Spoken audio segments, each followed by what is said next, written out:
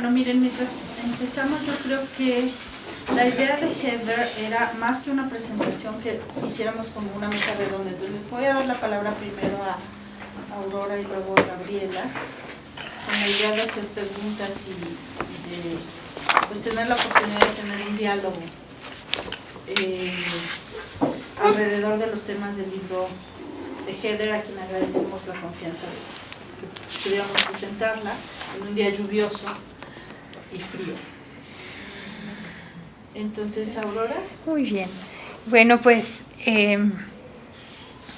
realmente fue un gusto para mí el que me pidiera Graciela que comentara este libro, que realmente disfruté mucho su lectura. Es un libro además pues muy ameno, de una lectura muy fluida.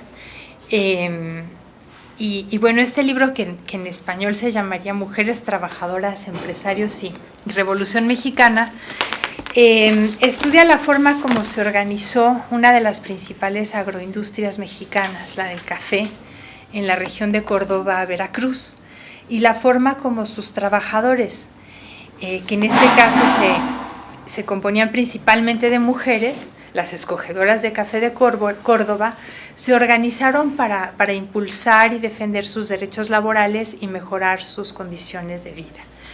El libro abarca un largo periodo que va desde el Porfiriato hasta los años 60, cuando los beneficios del café se mecanizaron y estas mujeres fueron despedidas.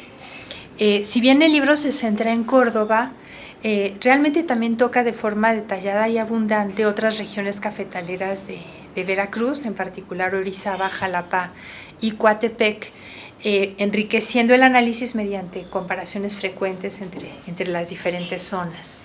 El tema de estudio es especialmente rico por las diversas dimensiones que en él confluyen. En primer lugar, se trata de un sector productivo que ha sido ampliamente estudiado en diversas partes de América Latina, lo que permite un análisis comparativo particularmente fecundo con otros países. La autora en particular, esto le permite a la autora situar su caso de estudio en un contexto latinoamericano más amplio y comparar el desarrollo de la agroindustria de Córdoba con las de otros lugares, como es el caso de Medellín, en Colombia, con el que encuentra muchas similitudes. Yo creo que esta posibilidad comparativa todavía, digamos, Heather Fowler Salamini la hace en el libro, pero estoy segura que muchos estudiantes la aprovecharán mucho más, ¿no? Para analizando diversos trabajos sobre el café.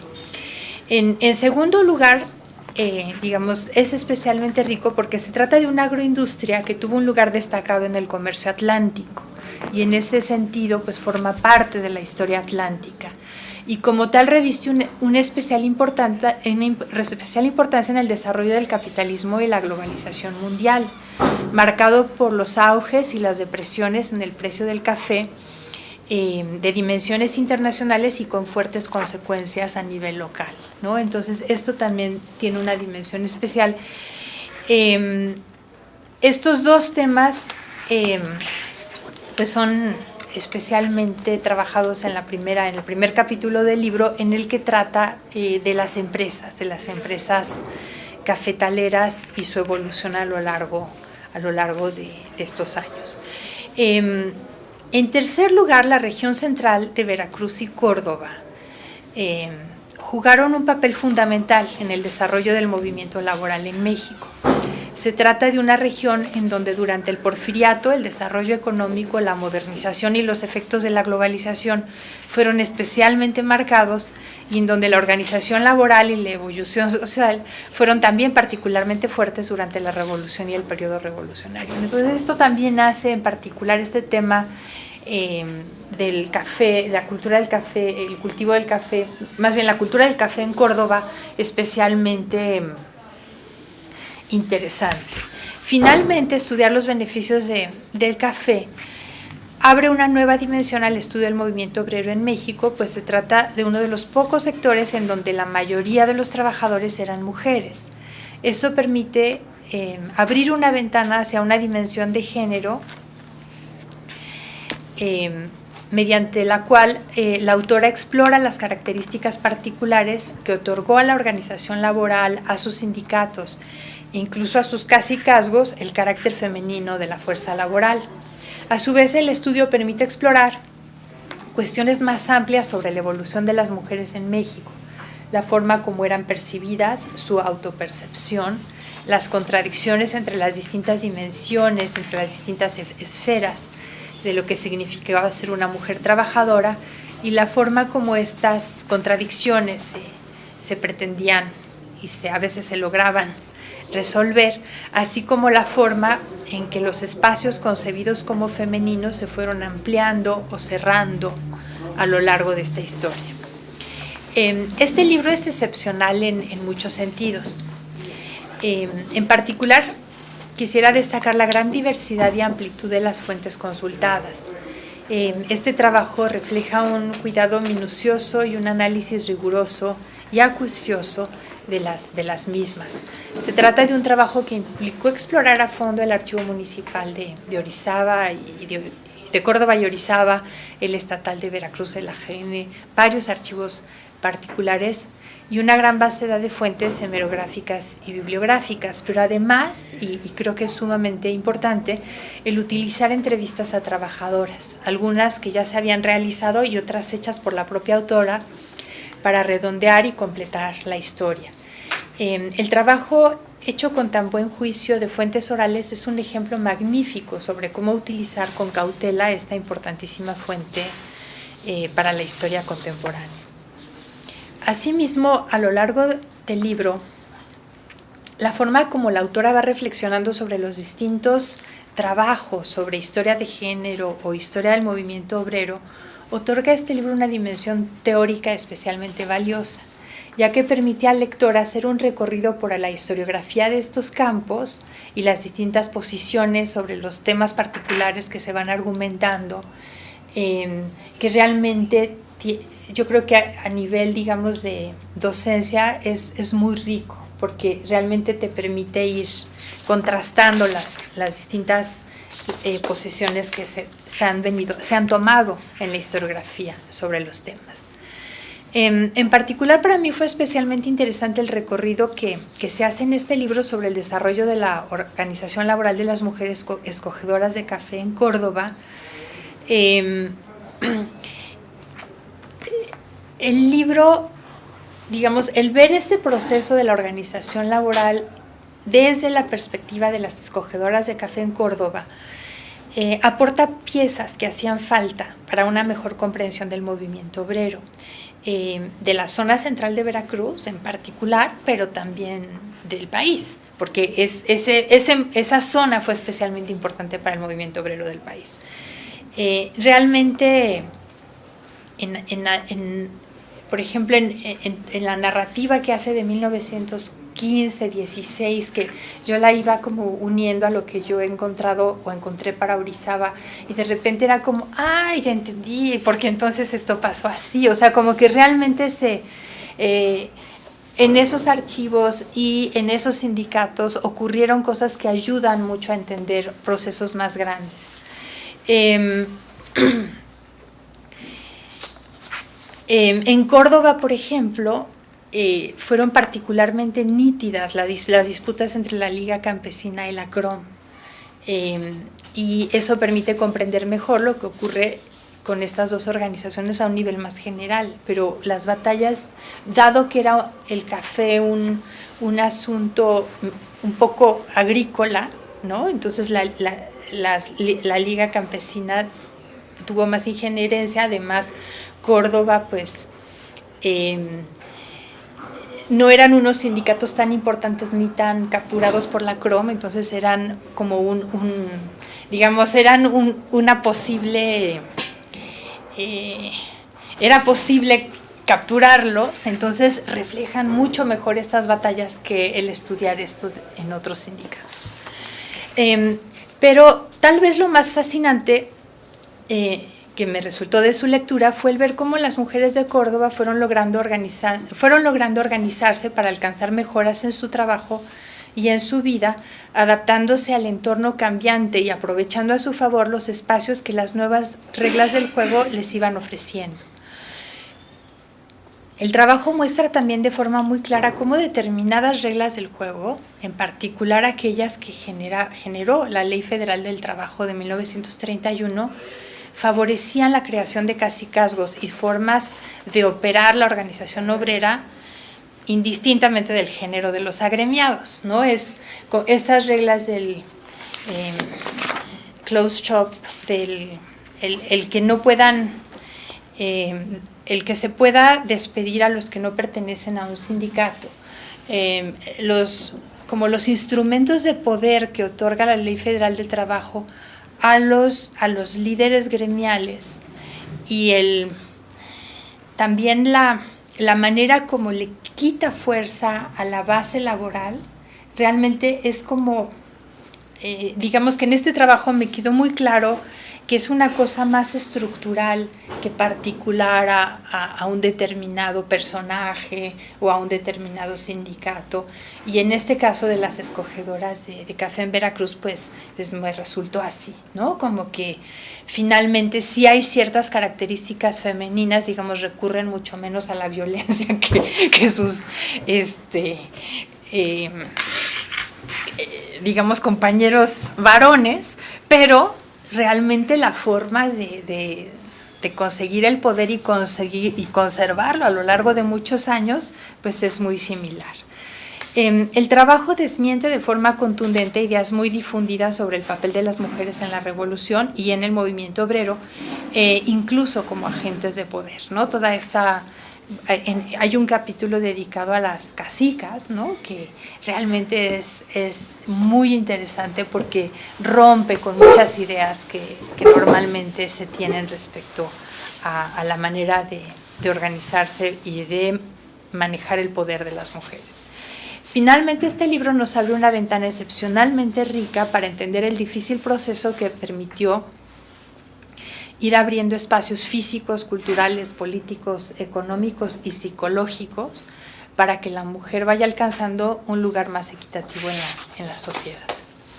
Gracias. Bueno, pues en primer lugar quiero agradecer a la doctora Graciela Márquez por haberme invitado a leer este libro en unas pocas semanas y por tener la oportunidad de corresponderle a Heather, que ella en alguna ocasión también aquí presentó un libro colectivo en un día frío y húmedo como este, creo que hace un par de años. Antes de referirme directamente al libro, quiero decir, bueno, que estamos ante una obra de madurez, una obra que tiene detrás pues toda la carrera de Heather como historiadora de la Revolución Mexicana y de la posrevolución en Veracruz, como historiadora revisionista y posrevisionista, como historiadora de género, que es ahí donde yo he tenido la oportunidad de encontrarme con ella en varias ocasiones. Entonces, bueno, sí es una doble satisfacción poder estar compartiendo con ustedes pues una obra de primera importancia de una compañera de ruta. Quiero mencionar que Heather, pero que va mucho más adelante que yo, debo decirlo. Quiero mencionar que Heather fue coeditora de un libro que afortunadamente se tradujo al español, que se llama Mujeres del Campo Mexicano, que yo creo que fue una de las primeras obras de los estudios de género que se hicieron desde una perspectiva interdisciplinaria. Soledad también colabora en ese libro y las coeditoras son Heather y Mary Kay Bond. Fue un libro, yo creo que sí marcó un momento de apertura hacia enfoques que no se habían trabajado en México.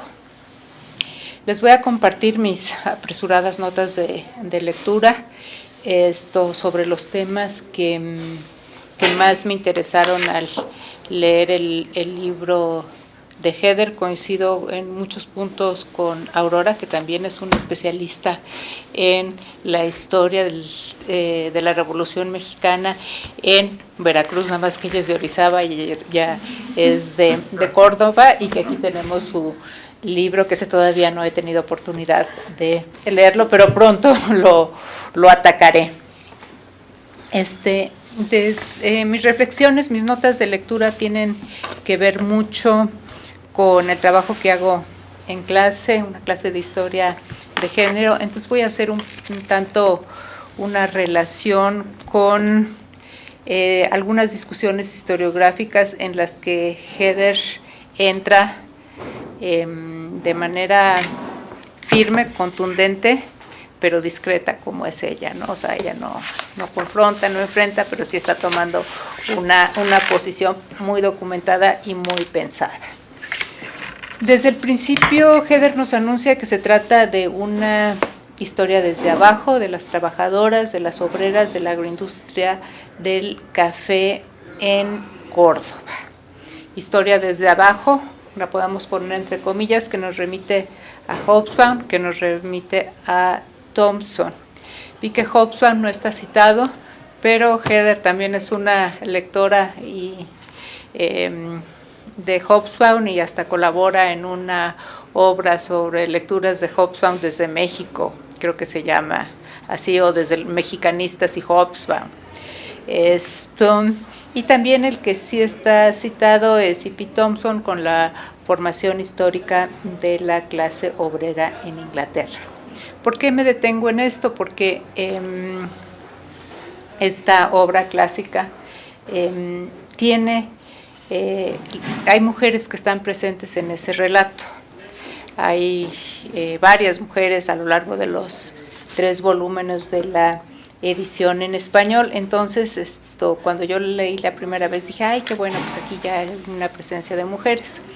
Después leí la devastadora crítica que le hace John Scott a esta obra, y me percaté de los sesgos de género de Thompson, en donde las mujeres están presentes, pero desde posiciones sociales y discursos marcadamente femeninos. Desde la primera escena, cuando entran a llevarse al artesano y la mujer está pariendo o a punto de parir, eso no recuerdo, o bien la otra dirigente de un movimiento de protesta que representa la irracionalidad y el delirio, y pues la tradición, lo conservador dentro del movimiento obrero. Scott nos demuestra en este artículo cómo la mirada del historiador, de la historiadora, pues iba seleccionando en quiénes se fija, en qué protagonistas van a ser los centrales del relato.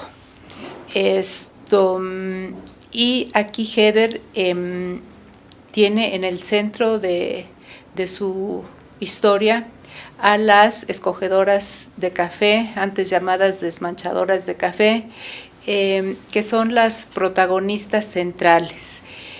Nos da muchos datos cuantitativos, los que no me voy a detener, salvo mencionaré que ella encuentra que hay aproximadamente un trabajador varón por cada 7 o 10 mujeres.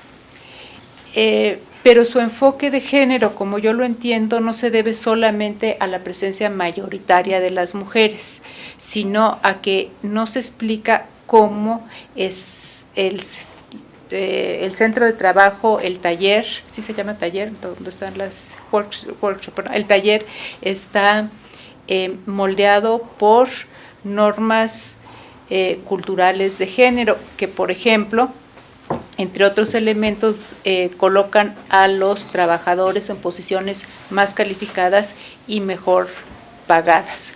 Pero más importante de eso, creo que es el menosprecio por el trabajo aparentemente menos valioso de las trabajadoras. Yo creo que ahí es uno de los asuntos que son más interesantes como lo tratas. Sí, digamos, creo que el hecho de que haya una mayoría de mujeres, bueno, sí te lleva a pensar en el género, pero no solo es eso, sino tú estás interesada en ver cómo está operando el poder de género, de la representación, del trabajo masculino en este sector de trabajadoras. Después voy a algunas de las conclusiones que lleva Heather. Antes quiero comentar otros aspectos también historiográficos y metodológicos del trabajo antes de ir a las conclusiones. El trabajo de Heather, yo creo que es el primero que tenemos de una obra así, como decía hace un momento, de madurez, de largo aliento, de fondo sobre género y trabajo en el México del siglo XX. Hay que decir que le anteceden los trabajos de Susie Porter para las obreras en el Porfiriato y de Teresa Fernández para trabajadoras en distintas ramas, en trabajadores y trabajadores en el occidente de México. Otro aspecto que me pareció, bueno, es que son tantas cosas las que me gustaron, pero voy a mencionar las que más me gustaron. Es este pronunciamiento que hace Heather sobre los equilibrios metodológicos y creo que los logra. Por un lado dice que ella quiere hacer un equilibrio entre la preocupación de la historia social por la formación de las clases sociales y la historia cultural. Esto creo que está logrado a partir del énfasis que pone en las experiencias de las trabajadoras, a partir de, insistiendo en que las experiencias están mediadas por la cultura, por el discurso. Aquí me llamó la atención que no utilizaras el artículo de Joan Scott de la experiencia. Tus razones tendrás, no creo que sea lo mejor, creo que está ahí y es muy rico cómo lo discutes. Hay otro equilibrio, otros dos equilibrios metodológicos que nos anuncias y vas siguiendo a lo largo de todo el libro. El equilibrio entre las interpretaciones que ponen todo el énfasis en los actores populares, que podríamos decir el populismo en las interpretaciones de la Revolución Mexicana, y el revisionismo que ve al Estado como el factor omnipotente al establecer las relaciones con el movimiento obrero y el sector trabajador. Tú te defines aquí como post-revisionista, tratando de hacer este equilibrio. Tratando y logrando este equilibrio donde encuentras que las trabajadoras de la agroindustria del café tienen una agencia social, desde luego están haciendo negociaciones y se están relacionando con el Estado postrevolucionario y van logrando algunas cosas. Nos haces un relato muy bien logrado sobre cómo se va dando este proceso. Otro punto que tú no lo planteas como un equilibrio, pero que yo lo vi al ver que estabas buscando estos equilibrios, es entre, algo de esto mencionaba Aurora, entre el trabajo de archivo, las fuentes documentales y las fuentes orales, las entrevistas que tú haces. Me dio gusto que usaras a Ruth Behar como referencia, que no a todo el mundo le gusta este libro. Ruth Behar sí es la que usas, ¿verdad? Sí, Ruth Behar. A mí también me gusta este libro y creo que le das pues un muy buen uso. Y entonces el arco temporal que sigues es amplísimo porque estás desde el periodo revolucionario y llegas pues hasta la generación que tú entrevistas, y ahí te vas a hacer unas reflexiones sobre la memoria colectiva y cómo la memoria colectiva es fundamental para la identidad de las trabajadoras. Y ahorita me voy a referir a cómo trabajas lo de la identidad de las trabajadoras, que también me pareció sumamente interesante, y así como para asignarlo en clase, pero ya. Pero antes de eso, creo que también aportas en el terreno de cómo usar críticamente los recuerdos, cosa que no es nada fácil con esto de la memoria colectiva, y con el uso, cada vez creo que estamos utilizando y releyendo a Maurice Halbach, creo que está también que es muy interesante que lo relaciones. Ahora, pensando ya en tus conclusiones o en esto que decía que me gustaría ya asignar, como ya se va a acabar el semestre, entonces no lo puedo hacer, pero en algún curso creo que sí va a ser muy provechoso, la discusión que tienes sobre la identidad de las escogedoras de café. Identidad donde tú encuentras que ellas buscan una respetabilidad y honor clase mediero, y que es muy importante presentarse como una trabajadora responsable, porque frente al desprecio que hay respecto al trabajo femenino y al discurso de género que las ve como, entre comillas, mujeres de la calle, este posicionamiento, esta identidad, esta identificación como mujeres honorables y trabajadoras responsables es lo que les permite distanciarse del señalamiento de que son objetos sexuales porque salen a trabajar. También creo que ves muy bien la tensión que hay entre estos valores de clase media de ser buenas esposas y buenas amas de casa, pero a la vez ser trabajadoras. Ahí hay una tensión, hay un conflicto que están viviendo todo el tiempo. Un hallazgo que me parece muy importante de estas trabajadoras es que nos dicen trabajan durante prácticamente toda su vida. No es como pensábamos para otros casos, un trabajo para mientras me caso, sino que son trayectorias laborales de 10 o 20 años, incluso siendo abuelas siguen trabajando, y hay una satisfacción y un orgullo en su identidad como mujeres trabajadoras. Y esto me parece muy, muy, muy interesante. Ahora, al igual que Aurora, a mí también me interesó mucho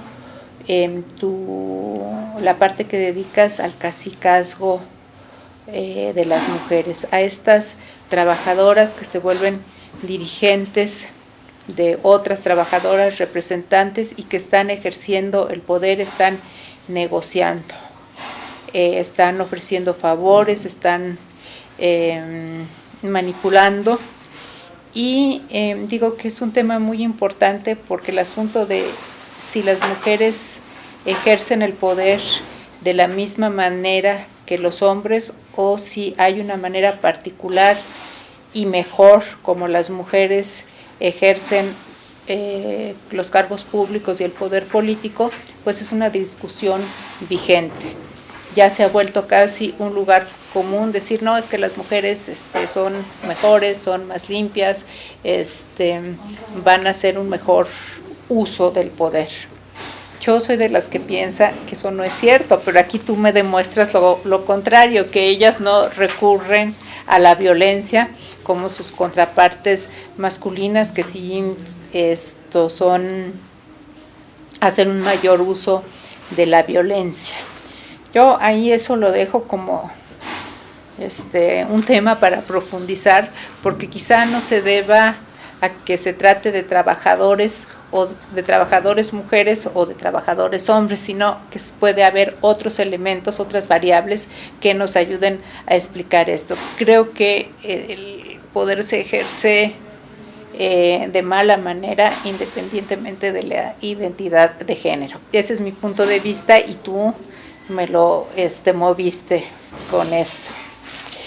El otro punto que quiero destacar es que tú te apoyas en una noción que se está utilizando mucho en los estudios de género sobre el periodo postrevolucionario en la historia de género, que es algo que propuso Mary Kay Vaughan, que es la modernización del patriarcado, y tú lo usas aquí. Como yo lo entiendo, es que Mary Kay se refiere sobre todo a sus sociedades agrarias, no tanto a espacios industriales, aunque bueno, no se trata de una agroindustria, pero estas creo que son más mujeres urbanas. Y yo comparto la propuesta de Mary Kay de cómo se refuerzan unos valores. A mí el término patriarcado no me gusta, unos valores del poder del padre y del marido en la familia.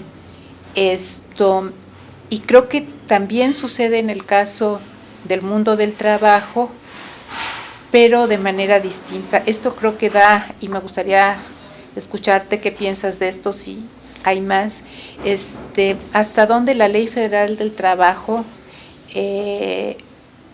va en este sentido de la modernización del, entre comillas, patriarcado, porque yo no suscribo el término. ¿Qué piensas de esto? Nada más para pues animar la conversación. Bueno, yo aquí me quedo y pues de nuevo no me queda más que agradecer la oportunidad de estar aquí, de escuchar a Aurora y pues escucharlos a todos ustedes. Gracias, Gabriel. No sé si quieras... ¡Wow! Yo entendí mejor las preguntas de Gabriela que tus preguntas. ¿Hay algo en especial que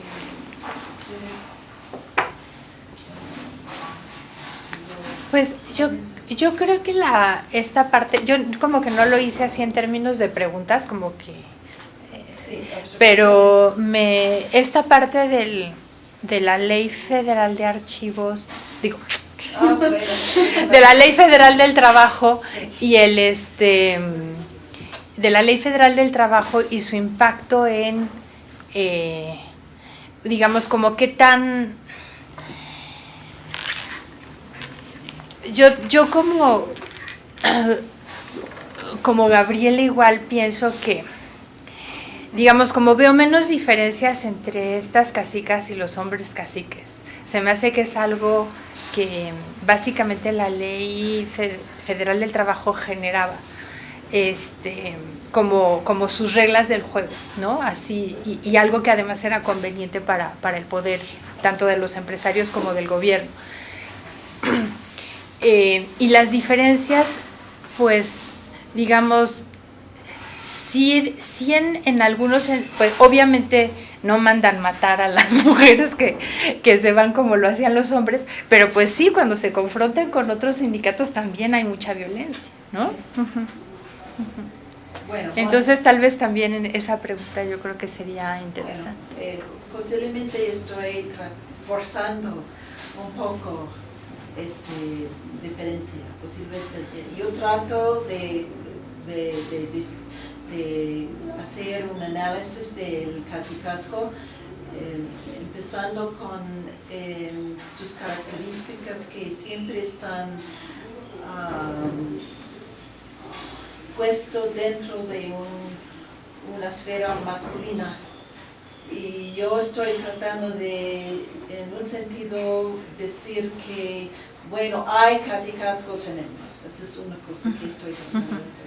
Al mismo tiempo, me parece que el uso de la fuerza física por hombres, por ejemplo, estoy pensando en particular en el trabajo de Kreider en Atlisco, donde, bueno, o de Eucario León, sí, en Orizaba, donde estos caciques, bueno, tienen sus pistoleros, y las mujeres no tuvieron sus pistoleros. Entonces, una cuestión de relatividad, por supuesto, estoy de acuerdo, pero estoy tratando de ampliar una discusión sobre caciquismo y cacicazgo que no siempre se centra en características masculinas. ¿Okay? Y posiblemente yo fui demasiado en otra dirección en un sentido para mostrar que mujeres pueden hacer casi iguales, pero usando métodos un poco más suaves. Eso es lo que traté de hacer. A ver, tus comentarios tienes razón que y lo hiciste muy bien, que yo tengo este problema de equilibrios. ¿De qué? Equilibrios. Pero no es un problema. Bueno, sí, entonces no estoy tratando de, pero sí es un problema, porque en un sentido me siento como historiadora social, pero estoy tratando de combinar algunos aspectos de la historia cultural. Y me siento en dos campos, entonces de vez en cuando no cito y también no cito varias veces algunos autores, historiadores tan famosos como Hobsbawm, porque no quiero seguir su trayectoria, y también lo de John Scott. Por esta razón, como tú ves, a mí me gustó mucho el trabajo de Kathleen Canning, y que es para mí más suave, más interdisciplinario, y que trabaja más Alemania que Francia. Entonces, sí, tienes razón, no cito mucho de las autoridades muy grandes que es necesario generalmente citar, pero esa es mi manera de escribir. A mí no me gusta hacer, digamos, notas muy largas de las autoridades, y esa es mi manera de escribir, y también estoy tratando de escribir un libro que es más, ¿cómo se dice? Approachable, ¿cómo se dice? Accesible a los estudiantes. Ese es uno de mis objetivos. ¿Me entiendes? Esa es mi manera de escribir. Y Halbach también decidí no entrar yo cito una persona, una autora que cita mucho a Halbach, y yo leí un poco de Halbach y decidí, no me voy en esta dirección. Pero sí está, ¿no? Sí. Entonces decidí no. Pero sí está, sí lo refieres. Sí, algo, pero no fui más adelante. Oh, no. Ok. También tú dijiste que en el taller no explico muy bien la cuestión de género. No, dije al contrario. Okay. Al contrario, no eran críticas, o sea, nada más era como... Bueno, no te las voy a responder, ¿eh? Sí, no, dije que al contrario, que el taller estaba muy bien manejado. Entonces posiblemente no entiendo bien. Entonces, yo quiero aclarar que yo no he leído el libro, pero de la presentación de ambas, a mí me surgen dos cosas que me gustaría preguntarte, digamos, de manera del planteamiento metodológico, por dos razones, digamos, porque seguramente va a ser un libro que nos va a permitir enseñar el siglo XX, y que es, uno, la importancia de los archivos municipales para reconstruir este siglo XX, que a veces con los archivos de alcance nacional se nos escapa simplemente porque no están a partir de 40, pero también porque no parece haber cortes cronológicos tradicionales. Es decir, aquí no escuché los cortes tradicionales y eso me parece que es algo que habría que destacar del libro también, ¿no? Que no se toma, no se monta una historia social o una historia cultural o ambas sobre los cortes cronológicos que ya conocemos y que muchas veces, a pesar de que criticamos, volvemos a caer en ellos, ¿no? Entonces me parece como que, es decir, ¿cómo llegas tú a este planteamiento? Y como creo que bien dice Gabriela, pues es el resultado de una obra madura, ¿no? Sí, bueno, yo traté de hacer un estudio desde abajo, entonces decidí no usar el año 20, el año 30, el año 40 como años de término, digamos. Y en un sentido usé la ley federal de 1931 porque cambió completamente la organización laboral. Y entonces también es la cuestión entonces fueron otros eventos, no eventos políticos presidenciales, digamos, porque a este nivel hay eventos como los auges de café, que son más significantes que una década. Entonces es necesario entender los 3 auges de café, los 3 booms, que fueron más importantes que presidente estuvo en los vinos o no. Entonces, por esta razón escogí otra manera de escribir mis capítulos y también traté de usar temas, si sería posible. Entonces el último capítulo no era posible, pero porque tuve que, es un capítulo muy largo que se trata de los años 40, 50 y 60, entonces empecé con la Segunda Guerra Mundial y el impacto. En realidad es una sección sobre la agroindustria y cómo reaccionaron los beneficiadores a la Segunda Guerra Mundial y cómo se cooperaron con los alemanes en Chiapas. Entonces, más bien yo organicé por eventos exteriores, en el mercado atlántico, la cuestión de inmigración por la Segunda Guerra Mundial y cómo la región respondió a estos eventos internacionales o nacionales y cómo cambió la región y cómo las familias españolas y el movimiento obrero respondió a estos eventos, digamos, porque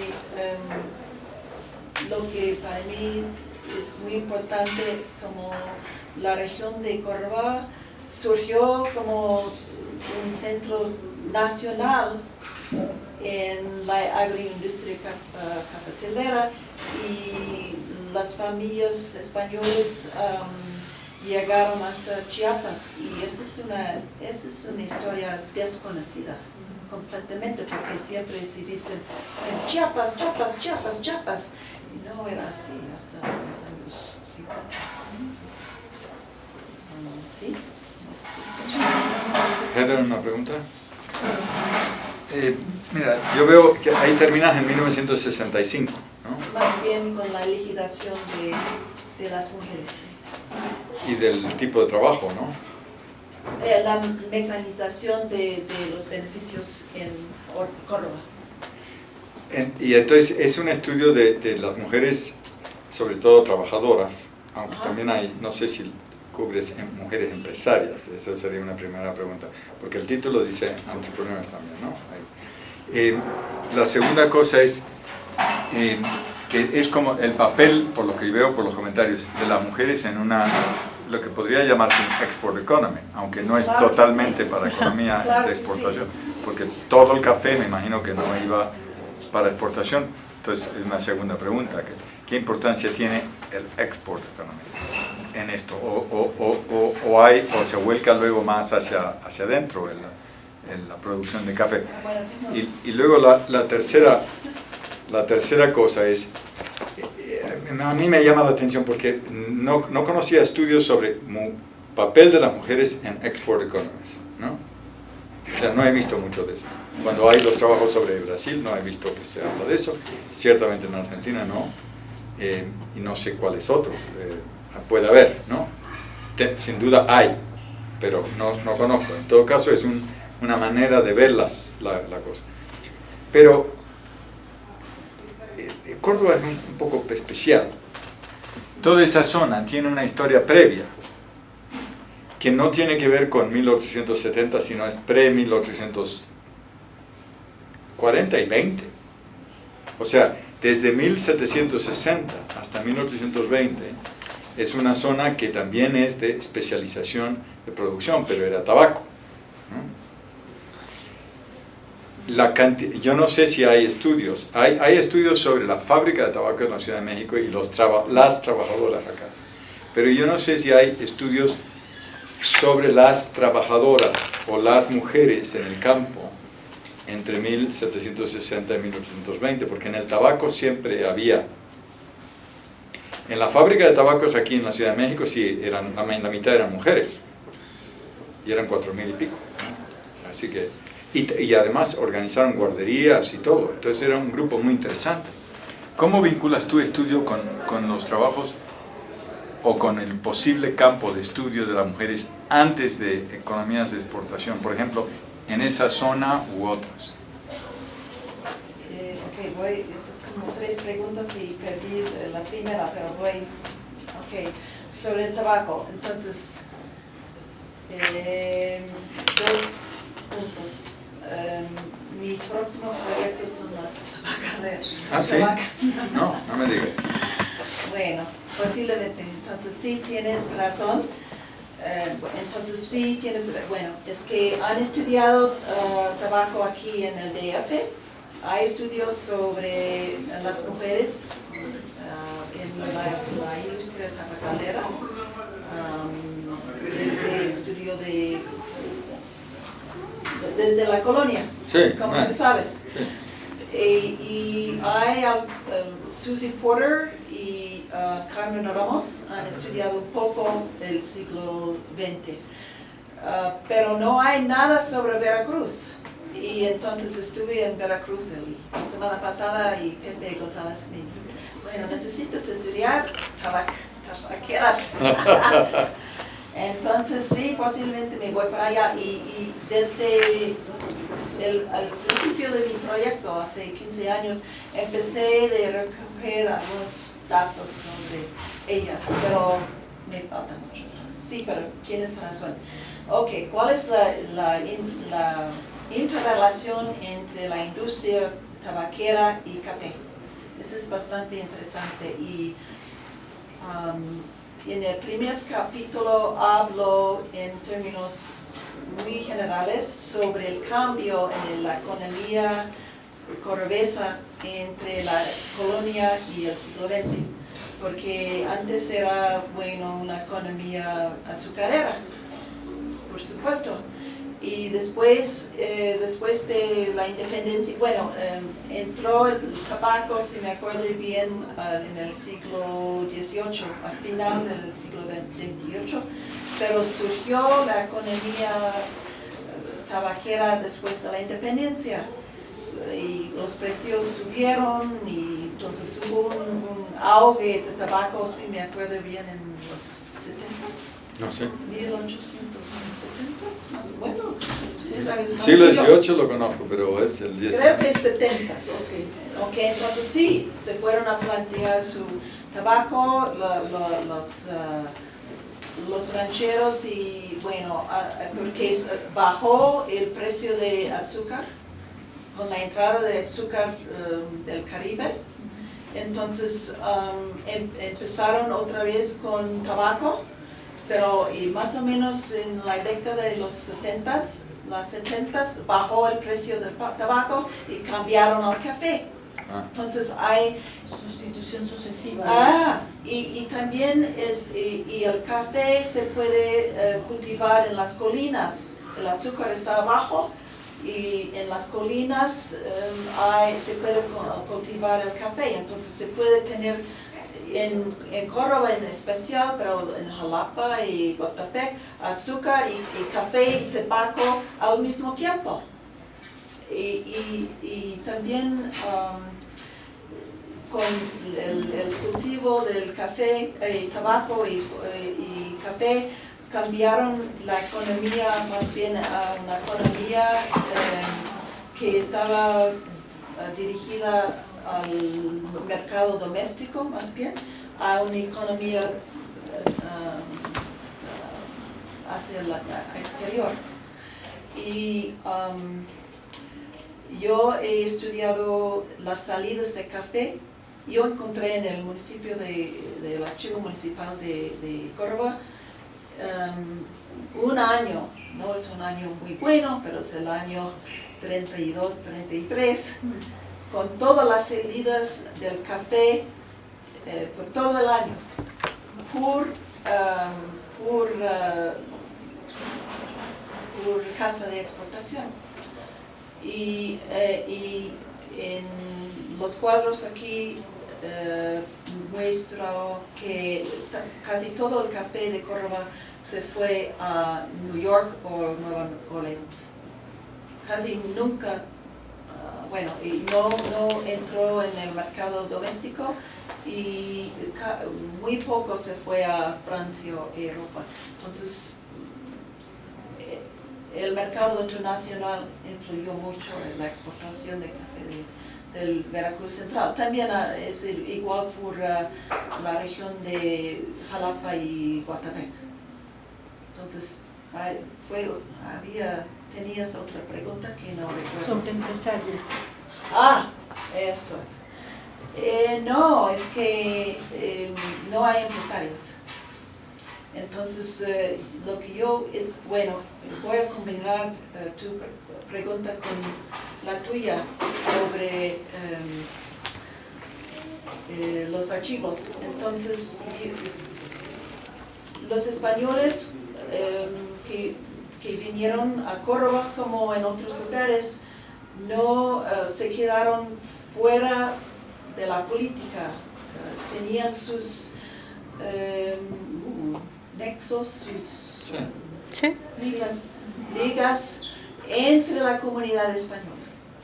Entonces, buscando información en el archivo municipal sobre los empresarios españoles, no hay, no existe. Entonces, no hubo comunicaciones entre los empresarios más grandes de la ciudad y las autoridades municipales. Entonces, por esta razón tuve que entrar en el registro de la propiedad privada para buscar estas familias.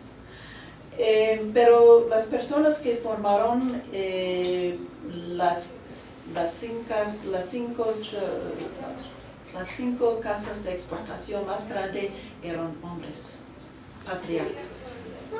Y trajeron sus miembros de su familia desde España para trabajar en su propia casa de exportación.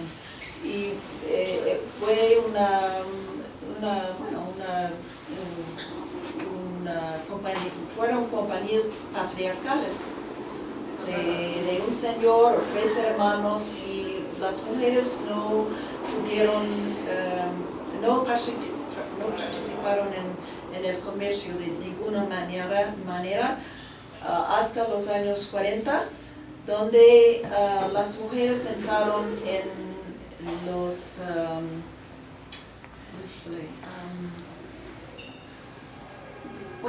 en la creación de las compañías. Entonces entraron como shareholders, acciones en los años 40. Hay un cambio bastante interesante.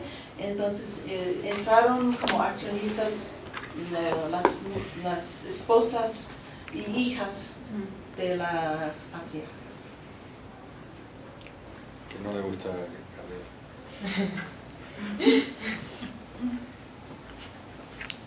Okay. Bueno, si alguien más quiere hablar, yo ya no hablo porque ya he hablado mucho, pero sí tengo un... justo del tema este de que es una economía, es un producto que va al mercado de exportación. Y eso a mí me pareció algo muy, digamos,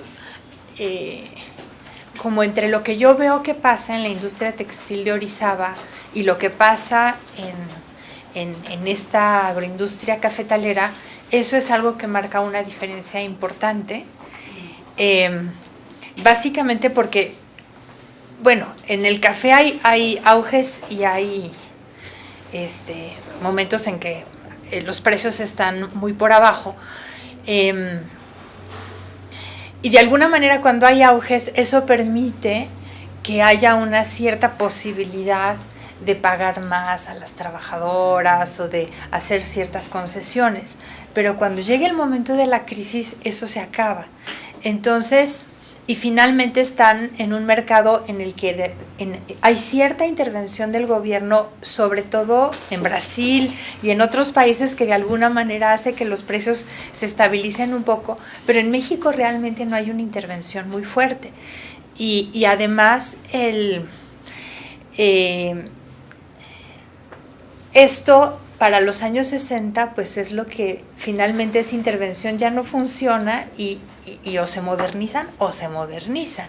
Entonces finalmente, digamos, toda esta historia que es bastante trágica de cómo mecanizan el proceso de separación del café, finalmente, digamos, desde el punto de vista empresarial es algo que o hacían, porque si no ya no iban a poder competir.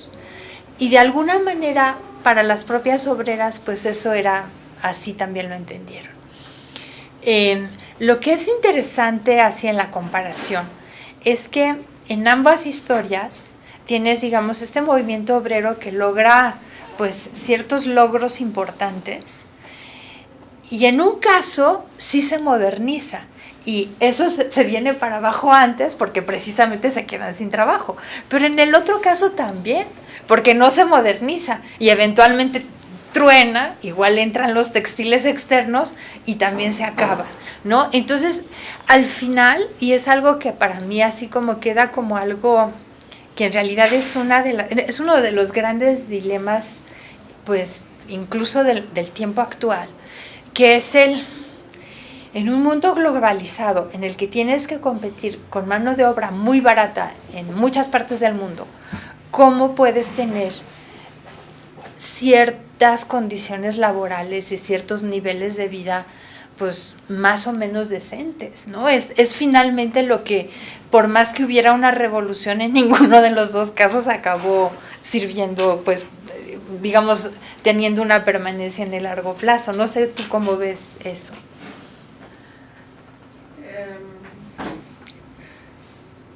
No entiendo completamente lo que estás tratando de haciendo, sí. Entonces, ¿quieres decir que hay auge y declinación de cada industria? Más bien lo que digo es que en realidad, pues, en un mundo globalizado, en el que los precios tienen que competir con los de otras partes del mundo, es muy difícil mantener las condiciones de trabajo que se lograron conseguir con la Revolución Mexicana. Y tanto en el caso del café como en el de la industria textil, acabaron, digamos, desapareciendo.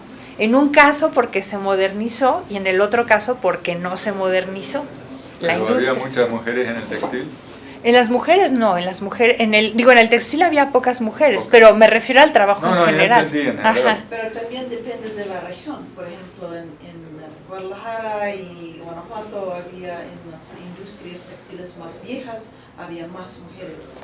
Claro. En Orizaba, porque Orizaba tenían estas industrias muy modernas y muy mecanizados, entonces no había muchas mujeres, pero sí. Sí, tienes razón, entonces hay siempre ciclos, sí, bajas y auges y el mercado internacional es muy importante y el porcentaje de café que México produce es muy chiquita, entonces no puede competir con Brasil. Entonces los beneficiadores de Córdoba y de Veracruz en general, más que Chiapas, esperaron varias décadas antes de modernizar sus beneficios. Entonces se puede hacer una comparación entre Chiapas y Veracruz y los veracruzanos decidieron usar trabajo manual por muchos años después que los chapanecos. Chiapas se modernizó primero. Porque muchos de los beneficios de Córdoba construyeron en el Porfiriato. Y en Chiapas es más bien, empezaron en los años 20 y tenían más, hay un libro escrito en 29 que hace una comparación entre los estados y muestra muy claramente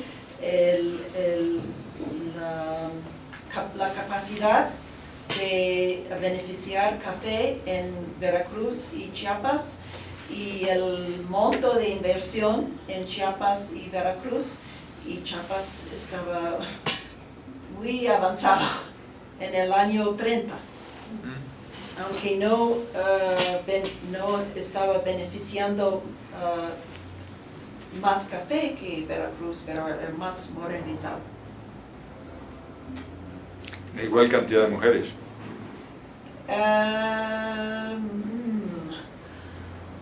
No recuerdo.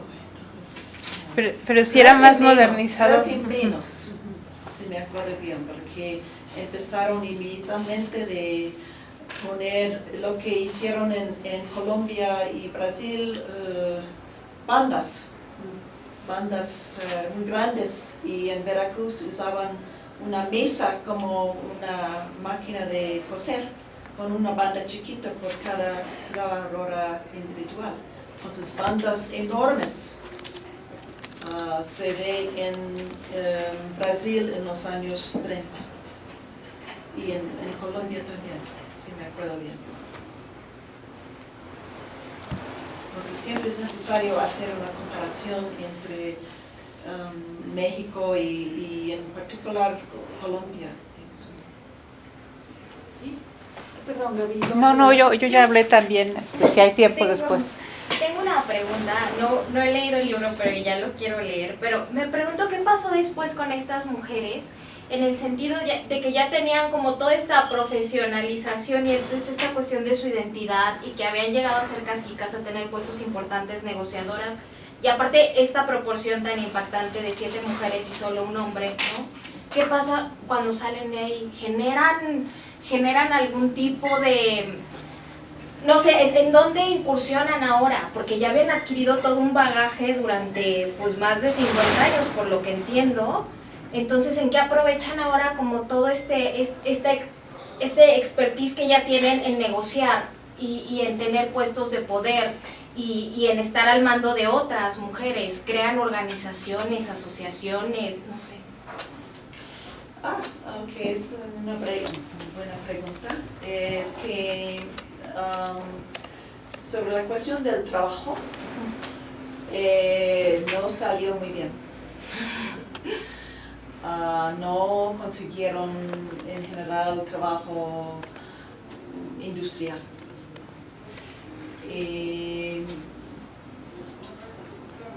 Mantenieron otros trabajos o oficios más bien como vendedoras. Vendedores.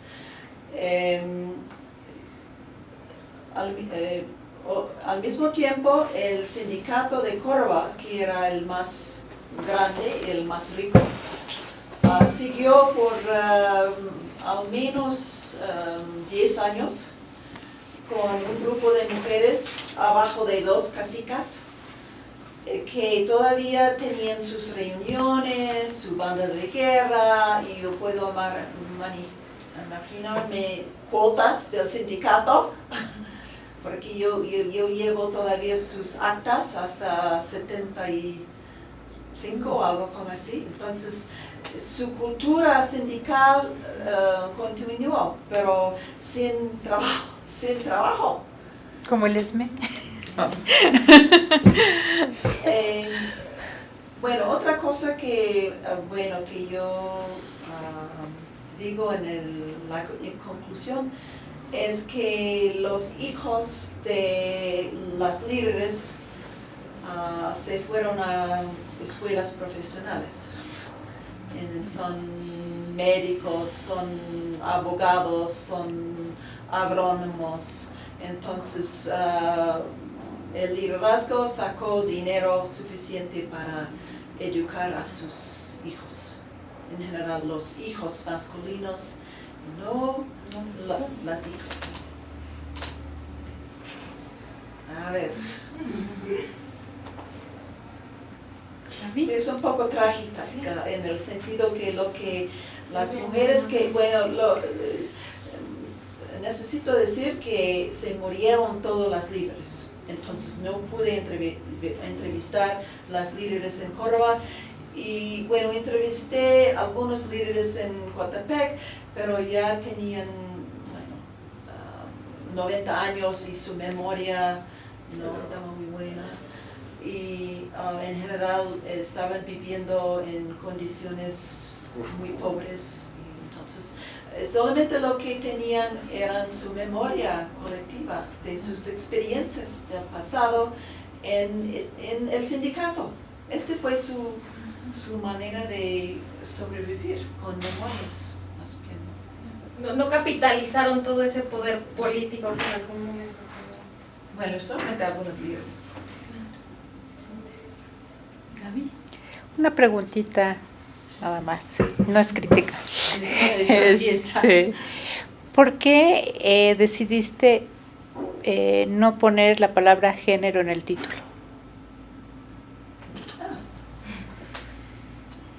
No sé. ¿Por qué debiera ponerlo?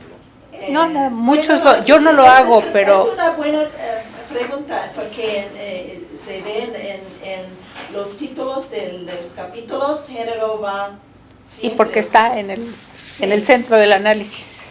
Sí, es centro de análisis, pero decidí, yo trabajo más, aunque yo trato los sindicatos masculinos muy claramente, yo decidí que, yo no sé por qué, de veras no sé.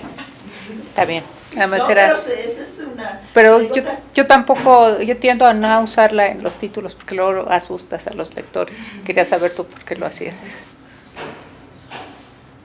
Bueno, también,